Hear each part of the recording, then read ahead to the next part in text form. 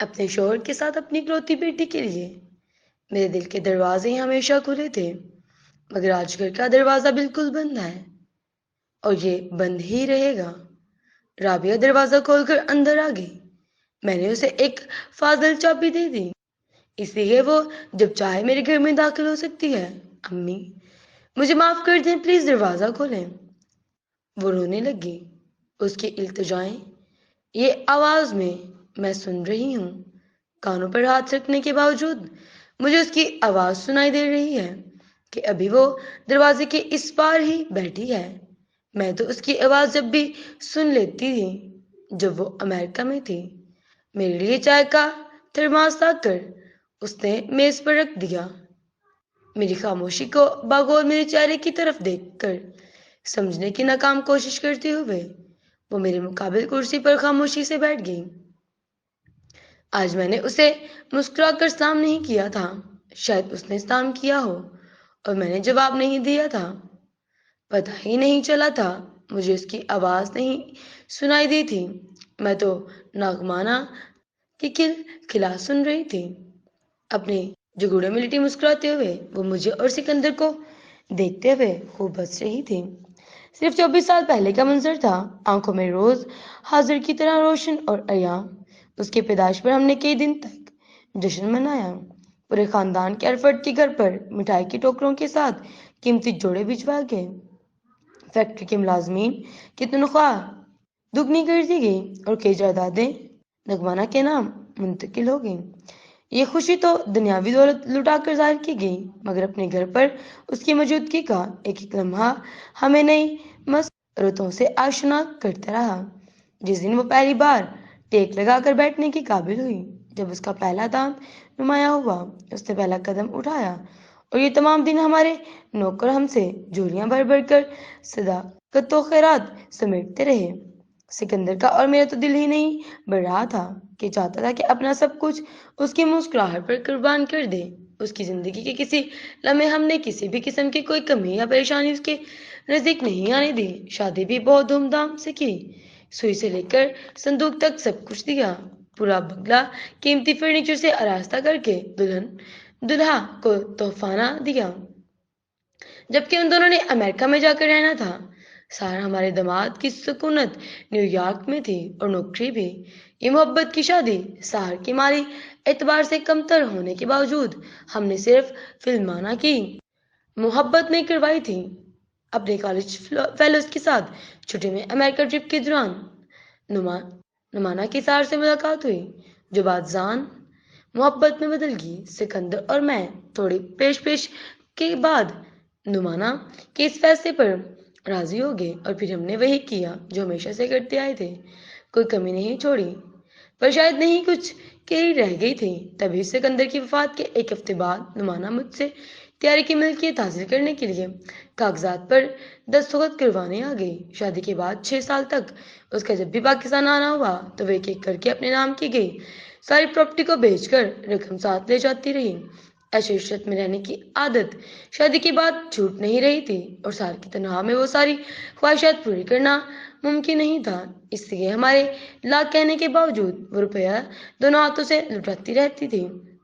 اپنے آخری دنوں میں سکندر بہت بیمار رہنے لگے۔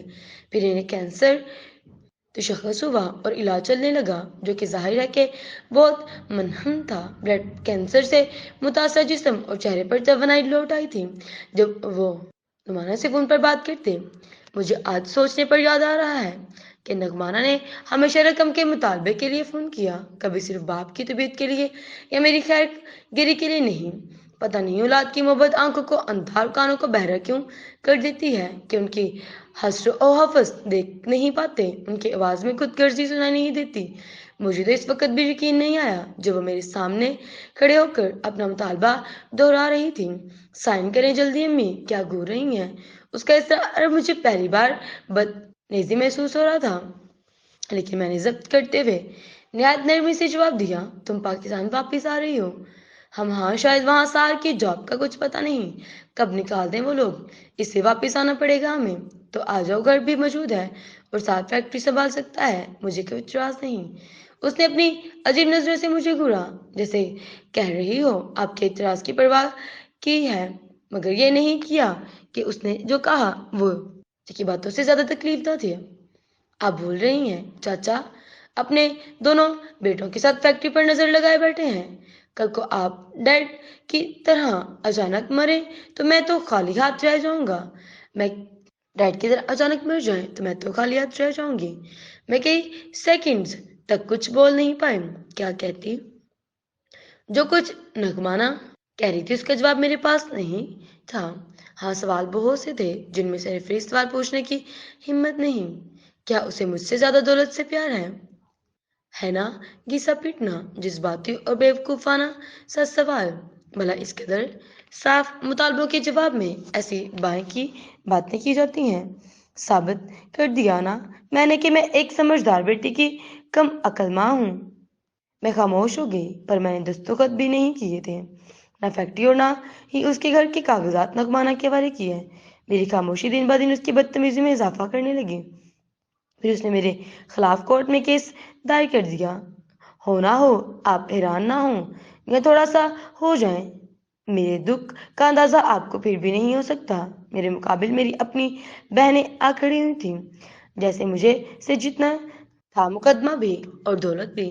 میں خاموشی سے ہی سب کچھ ہار جاتی۔ اگر نغمانہ کی دوست رابعہ میرے حق میں کھڑی نہ ہوتی، اس نے وکالت کے پاس کی تھی اور اس نے میری طرف سے وہ تمام دستاویزات عدالت میں جمع کروا دی جن سے ثابت ہو رہا تھا کہ نغمانہ کو اس کا جائز حق بھی دیا جا چکا ہے اور اس سے کہیں زیادہ مالی تحائف بھی مل چکے ہیں۔ رابعہ کے دل میں اللہ نے ہی احساس ڈالا کہ وہ اپنی دوست کی بجائے میرا ساتھ دینے لگی۔ اس نے پہلے دن سے ہی نغمانہ کو سمجھانے اور روکنے کی پوری کوشش کی اور پھر اس کی طرف سے کیس لڑنے سے انکار کر دیا، مگر نغمانہ اپنی ضد کی تھی۔ اس نے دوسرے وکیل سے رابطہ کر لیا تھا اور اب میری پیشی تھی۔ میں عدالت جانا نہیں چاہتی تھی، لوگوں کی عجیب نظروں کا سامنا کرنے کی ہمت بھی نہیں تھی مجھ میں، اور نہ ہی اتنا حوصلہ تھا کہ نغمانہ کے چہرے پر اپنے لیے نفرت کی جذبات دیکھ سکوں۔ میں نے انکار کر دیا۔ رابعہ نے کہا اس طرح کیسی طرح اور کس طالت اختیار کر جائے گا؟ میں الجھ پڑی کہ جب ہر بات صاف ظاہر ہو چکی ہے کہ ہم نے اس کا حق دے دیا ہے تو کسی بات کی بچی ہے؟ وہ ہچکچائی، پھر گویا ہوئی۔ نغمانہ نے وہ پھر رکی تو میں نے بات مکمل کرنی چاہیے۔ اس نے تسلیم کرنے سے انکار کر دیا، نفی میں سر ہلاتے ہوئے۔ رابعہ اپنے لب کچلنے لگی۔ میں مزید الجھی تو پھر ایک گہری سانس لے کر رابعہ نے جیسے اپنے اندر ہمت جمع کی اور اس نے ایک اور دعویٰ کیا۔ وہ کیا ہے؟ مجھے حیرت ہوئی۔ اس کا کہنا ہے کہ سکندر انکل آپ کو طلاق دے چکے تھے، اس لیے جائیداد پر آپ کا کوئی حق نہیں بنتا۔ میں لڑکھڑائی اور کرسی کا سہارا لے لیا۔ رابعہ آگے بڑھ کر مجھے سنبھالنے کی کوشش کرتے ہوئے معذرت خواہ لہجے میں کہنے لگی، میں آپ کو بتانا نہیں چاہتی تھی، سوچا تھا کہ کورٹ میں پیشی کے وقت سے ذرا پہلے جا کر ہم نغمانہ سے مل کر اس کو سمجھانے کی کوشش کریں گے۔ میں تو سن ہی اس کی طرف دیکھتے جا رہی تھی۔ آپ پریشان نہ ہوں، میں اسے سمجھاؤں گی۔ آپ کو دیکھ کر وہ ہو سکتا ہے کہ اپنے ارادے سے باز آ جائے۔ میں نے اسے بیچارگی سے دیکھا، اور یہ سچ نہیں ہے تم جانتی ہو نا؟ میں نے اس سے یقین دہانی چاہی۔ ہاں میں جانتی ہوں، ایسا ہونا ناممکن ہے۔ آنٹی سکندر انکل تو بہت محبت کرتے تھے آپ سے، بس یہ نغمانہ ضد پر آ گئی ہے تو صحیح غلط کی پہچان بھول گئی ہے۔ اسے اپنی ماں سے کوئی غرض نہیں، صرف باپ کی دولت سے مطلب ہے۔ رابعہ نے افسوس سے سر ہلایا۔ آپ اس کے حوالے کر دیں جائیداد اور یہ گھر۔ اگر وہ اس حد تک جاتی ہے تو کچھ دن ٹھہر جاتی، میں نے بھی تو مر جانا ہے، اور کتنے دن جیوں گی؟ رابعہ نے میرا ہاتھ تھام لیا اور سہلانے لگی۔ ایسی باتیں مت کریں، وہ ناحق مطالبہ کر رہی ہے، ہم اپنے حق کے لیے ضرور لڑیں گے۔ پھر رابعہ نے مجھے عدالت لے آئی، اس کی طرف مجھے بھی امید ہونے کی مجھے دیکھ کر اپنے دھوکے سے دستبردار ہو جائے گی۔ میں نے رابعہ سے کہہ دیا تھا نغمانہ سے کہہ دے کہ میں فیکٹری اسے دینے کے لیے تیار ہوں، لیکن اس طرح وہ میرا تماشا نہ بنائے، جھوٹی طلاق کی باتیں کر کے مجھے بدنام تو نہ کرے۔ رابعہ مجھے باہر بٹھا کر دور کر نغمانہ کے پاس بیٹھی، کچھ دیر اسے قائل کرنے کی کوشش کرتی رہی اور پھر میں نے بے چینی سے اس کی طرف دیکھنے لگی۔ اس پہلے میں کچھ جواب دیتی، ہمارے کیس کی پکار پڑی۔ میں ذاتی طور پر ابھی رابعہ کا ہاتھ پکڑ کر، میں اس کے چہرے پر جیت کا یقین دیکھ کر تھوڑا سا ڈگمگائی۔ دل کیا رابعہ کا ہاتھ چھڑا کر بھاگ جاؤں؟ میرے مقابلے میں میری اولاد تھی، مجھے ہار جانا چاہیے تھا۔ شاید رابعہ میرے ارادے کو بھانپ گئی تھی، جو اس نے میرا ہاتھ مضبوطی سے پکڑ کر مجھے آگے کر لیا اور کٹہرے میں کھڑی ہم دونوں آمنے سامنے آ چکی تھی۔ میرا ذہن تو معاف ہو رہا تھا، اسے اب صرف فیکٹری نہیں چاہیے تھی، سب کچھ حاصل کرنا چاہتی تھی۔ رابعہ نے جھجک کر پوچھا، کیا آپ کو منظور ہے؟ کھڑی ہوئی کمرہ دار کی طرف جانے لگی۔ نمانا بھی دروازے کے قریب آ چکی تھی۔ اس نے میرے قریب آ کر سرگوشی کی، آپ کیسا آ جائیں گی؟ بہتر ہے مان جائیں۔ ٹکر ٹکر میں نمانا کی جانب دیکھ رہی تھی جب میں نے اس کا لفظ میری سماعت سے ٹکرایا اور جیسے مجھے ہوش آ گیا وہ جھوٹ ہے۔ میں پوری قوت سے چلائی، سکندر نے مجھے طلاق نہیں دی تھی۔ رابعہ نے عدالت سے درخواست کی کہ نمانا کو اپنے دعوے کا سچ ثابت کرنے کے لیے ثبوت دینا چاہیے یا کوئی گواہ۔ نمانا پہلے سے تیار تھی۔ گواہ کے طور پر اس نے ہمارے گھر کی پرانی ملازمہ کو پیش کر دیا، جسے یقیناً پیسے کا لالچ دے کر اپنے ساتھ ملایا تھا۔ ملازمن کا بیان پیش کر دیا گیا۔ ساری کارروائی کے دوران نمانا کے چہرے پر مسکینی طاری رہی، جیسے وہ طلاق دینے کی وجہ سے جان کر مسکین ہے۔ جب رابعہ نے پوچھا طلاق دینے کی وجہ کیا تھی، بد کردار میں میرے والد سکندر یہ برداشت نہ کر سکے کہ ان کے ہوتے ہوئے وہ میرے دوسرے مردوں کے ساتھ میری برداشت جواب دے گئی تھی۔ پھر میں نہیں جانتی میں نے کیا کیا، کیسے کہا اور کیوں، لیکن فیصلہ پھر میرے حق میں ہو گیا۔ میں مقدمہ جیت گئی تھی۔ رابعہ کو مجھ سے یہ توقع نہیں تھی، وہ مجھے اس لیے تو لے کر نہیں گئی تھی۔ نہایت شرمندہ اور عجیب ہو کر اس نے مجھے گھر تک پہنچانے کا فریضہ ادا کیا اور وہ مجھے اندر تک چھوڑنے نہیں آئی تھی۔ شاید اسے یقین آ گیا تھا کہ میں اپنا خیال خود رکھ سکتی ہوں، اور ٹھیک بھی ہے، مجھے اب کسی سہارے کی ضرورت نہیں ہے۔ میری توقع کے برخلاف اس نے مجھ سے کوئی سوال نہیں کیا تھا کہ میں نے اسے ایسا کیوں کیا، لیکن میں نے اس کو ضرور بتاؤں گی۔ بد کرداری کے الزام نے مجھے ماں سے عورت بنا دیا تھا، جس کے مقابل دوسری عورت تھی، اور آپ تو جانتے ہیں دنیا میں صرف عورت ہی عورت کو شکست دے سکتی ہے، کسی مرد میں یہ حوصلہ نہیں۔ اس لیے جب نمانا کے منہ سے یہ فکرہ ادا ہوا کہ اس کی ماں بد کردار ہے تو میں پھر گئی۔ اب میرا مخاطب بیچ تھا۔ ٹھیک ہے، میں تسلیم کرتی ہوں کہ سکندر نے مجھے طلاق دے دی تھی۔ نمانا ہی بول رہی تھی۔ عدالت میں چہمگائیاں شروع ہوئیں۔ بیچ پوری طرح میری طرف متوجہ تھا۔ نمانا کے چہرے پر فاتحانہ مسکراہٹ نظر آئی اور رابعہ کے چہرے پر افسوس، لیکن میں پھر گویا ہوئی اور سب میری طرف دیکھنے لگے۔ دنیا جانتی ہے کہ میں ان کی بیوی تھی۔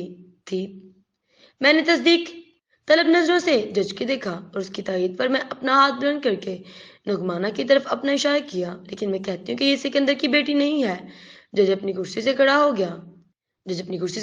گیا۔ نعمانہ کے آئے دشت سے پھیل گئی اور رابعہ حیران پریشان کیا فیصلہ میرے حق میں ہوتا دیکھتی رہی۔